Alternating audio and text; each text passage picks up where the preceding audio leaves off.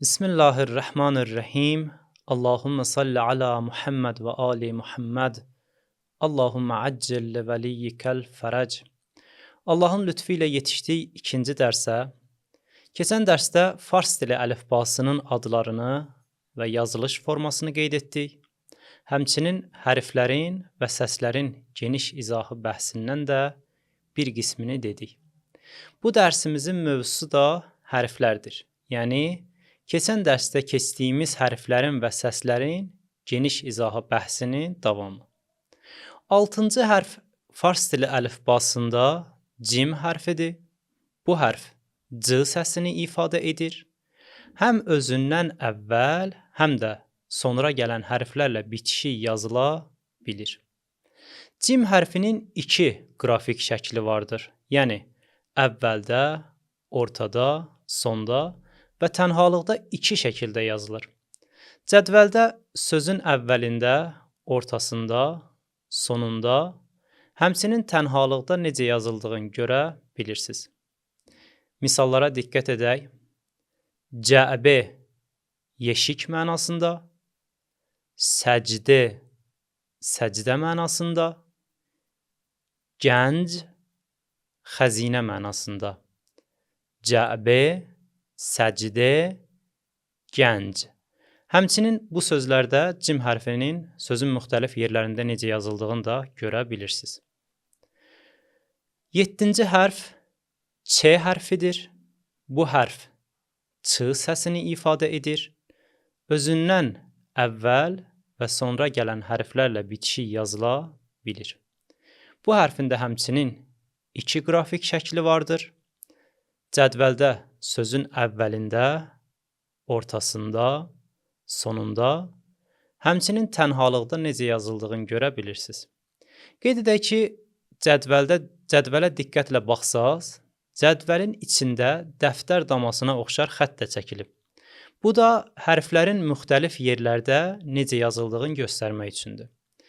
Çünki bəzən hərflər sözün əvvəlində və ortasında, xəttin üzərində, amma sonda və tənhalıqda isə xəttdən aşağı çıxa bilir. Bəs digər hərflərin də cədvəldə müxtəlif mövqelərdə necə yazıldığına diqqət edək ki, özümüz də doğru yaza bilək. Misallara diqqət edək.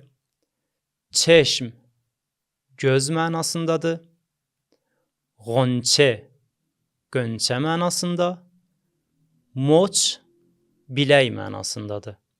Çeşm, ğonçe, moç. Həmçinin bu sözlərdə də ç hərfinin sözün müxtəlif yerlərində necə yazıldığını görə bilirsiniz. 8-ci hərf h hərfidir. Bu hərf h səsini ifadə edir. Özündən əvvələ də, sonraya da bitişik yazıla bilir. Həmçinin bu hərfində iki qrafik şəkli vardır. Cədvəldə sözün əvvəlində, ortasında, sonunda, həmçinin tənhalıqda necə yazıldığını görürsünüz. Həmçinin diqqət etsəz, hərflər cədvəldə hərəkətli şəkildədir. Əslində bu hərfin düzgün yazılışda hardan başlayıb, harda bitdiyini tələbəyə başa salmaq üçündür. Misallara baxaq. Hobab, köpük mənasındadır. Sehr, sehr, cadu mənasındadır. Təsbih, təsbih mənasındadır. Növbəti hərfimiz x hərfidir. Bu hərf x səsini ifadə edir. Həm özündən əvvəl, həm də sonra gələn hərflərlə bitişik yazıla bilir. Bu hərfin iki qrafik şəkli vardır. Cədvəldə sözün əvvəli, ortası, sonu və tənhalıqda necə yazıldığını görürsünüz. Misallara diqqət edək. Xəndə, gülüş mənasında. Təxt, taxt, çarpayı mənasında.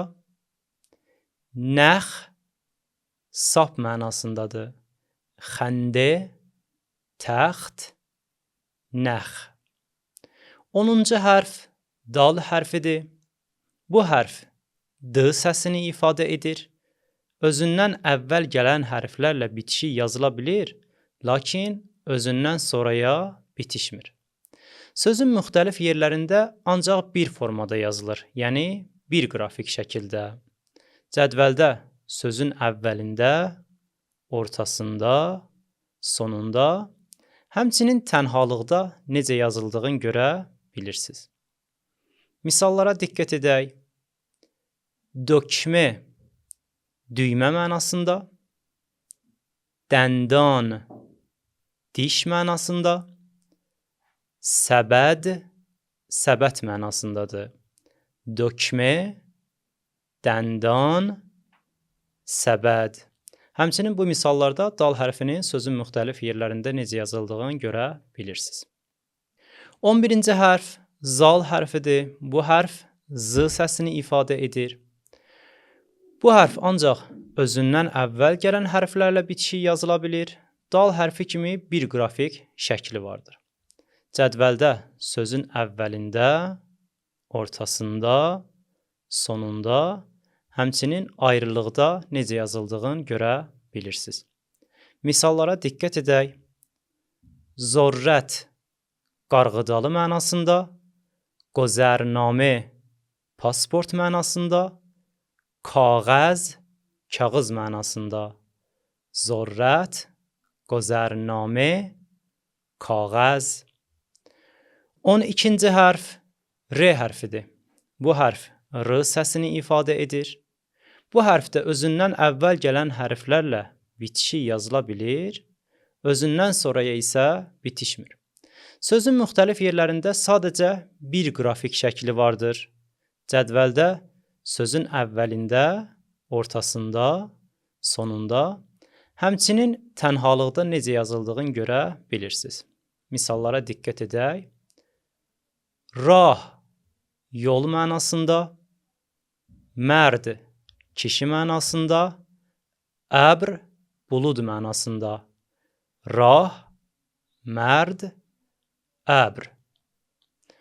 13-cü hərf Z hərfidir. Bu hərf Z səsini ifadə edir.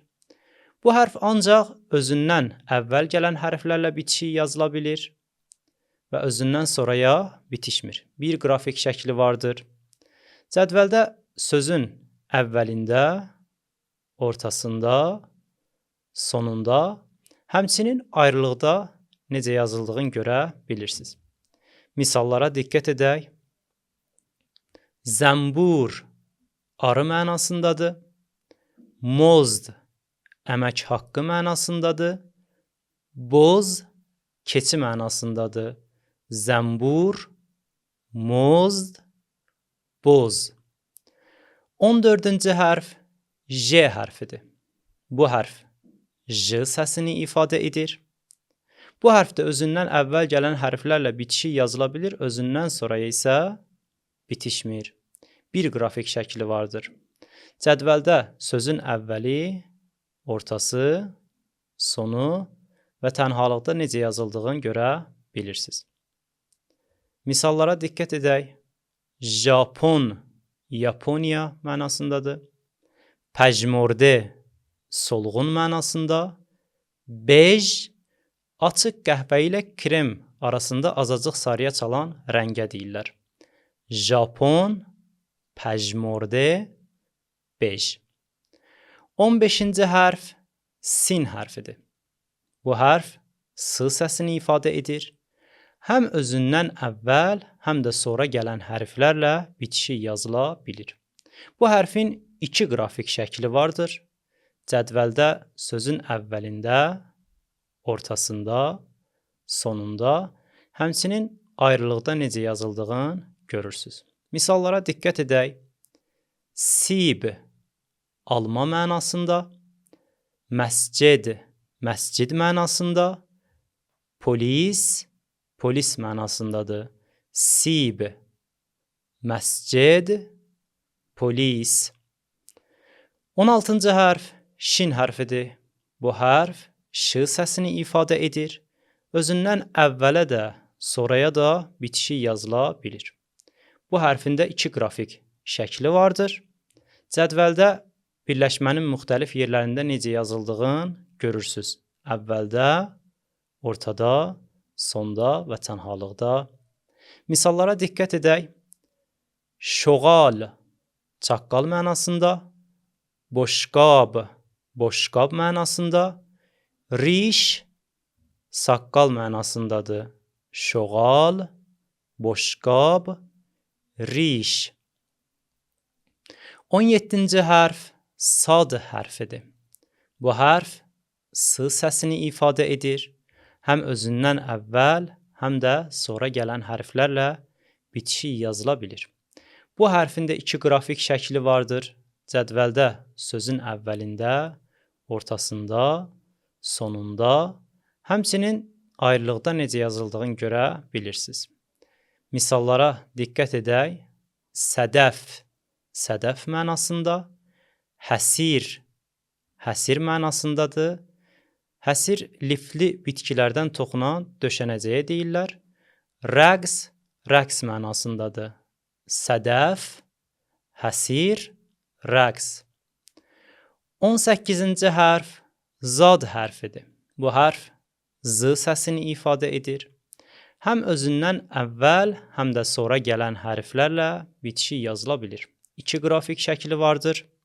Cədvəldə sözün əvvəlində, ortasında, sonunda, həmçinin tənhalıqda necə yazıldığını görürsüz. Misallara diqqət edək. Zərih, zərih mənasındadır.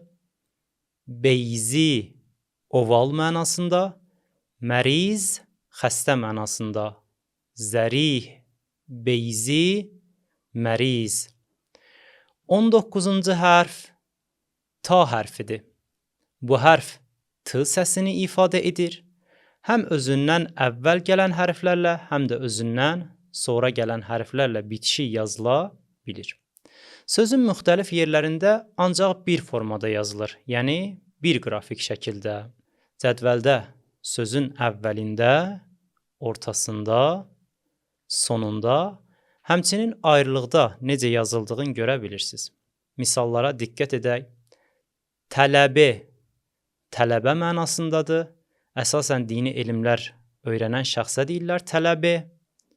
Ətr, ətir mənasındadır. Xət, xət mənasındadır. Tələbə, ətr, xət. 20-ci hərf za hərfidir. Bu hərf z səsini ifadə edir. Həm özündən əvvəl, həm də sonra gələn hərflərlə bitişik yazıla bilir. Sözün müxtəlif yerlərində sadəcə bir qrafik şəkli vardır.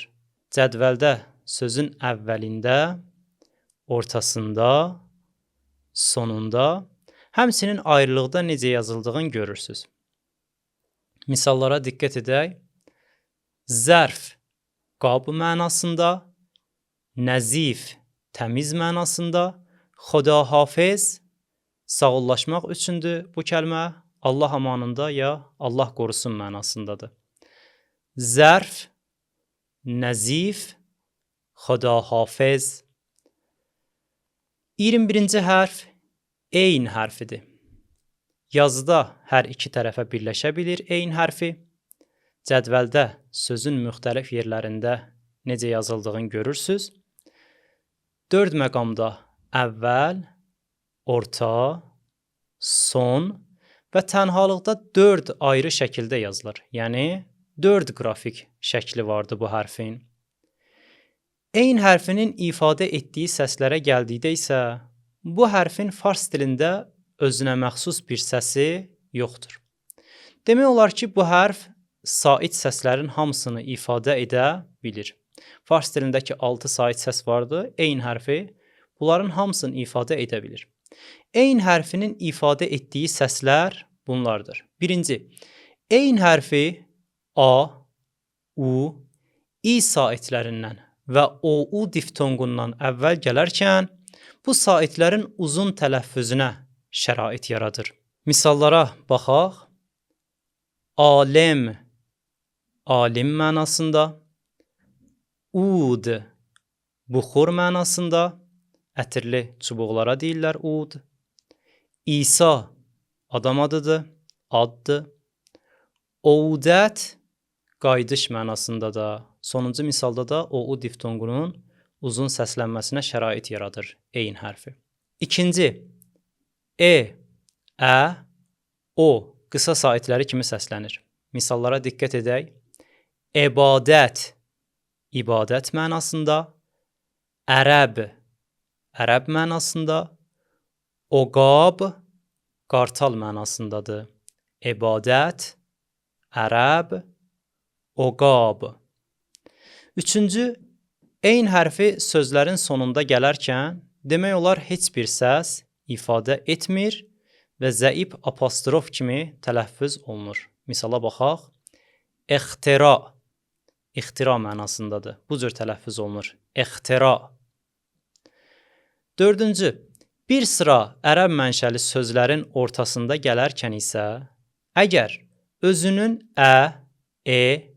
o kimi hər hansı bir qısa sait səsi olmasa eyn hərfinin, yəni eyn hərfi sakin olarsa, yaxud özünün qısa sait səsi olsa, amma ondan əvvəlki hərf hərəkəsiz, yəni sakin olarsa, belə olduqda əksər vaxtlar eyn hərfi sözün tələffüzündə sanki kəsiklik və qırıqlıq yaradır.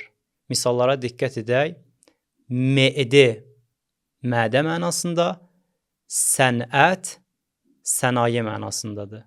Bu misallarda sanki sözün tələffüzündə qırıqlıq yaranır. Mədə, sənət. Amma yox, özündə o kimi qısa sait səsi olsa, həmçinin ondan öncəki hərfin də o kimi qısa sait səsi olarsa, eyn hərfi sözdə kəsiklik və qırıqlıq yaratmır. Misala diqqət edək. Müəllim sözündə eyn hərfi qırıqlıq yaratmır. Çünki həm özünün qısa sait səsi vardır, həm də özündən qabaqki hərfin qısa sait səsi vardır. Bəs kəlmə bu cür tələffüz olunur. Müəllim. Bəs ikinci dərsimiz də bu qədər. İnşallah hərflərin qalan hissəsi də qalır üçüncü dərsimizə. Və axiru dəvana enilhamdülillahi rabbil aləmin.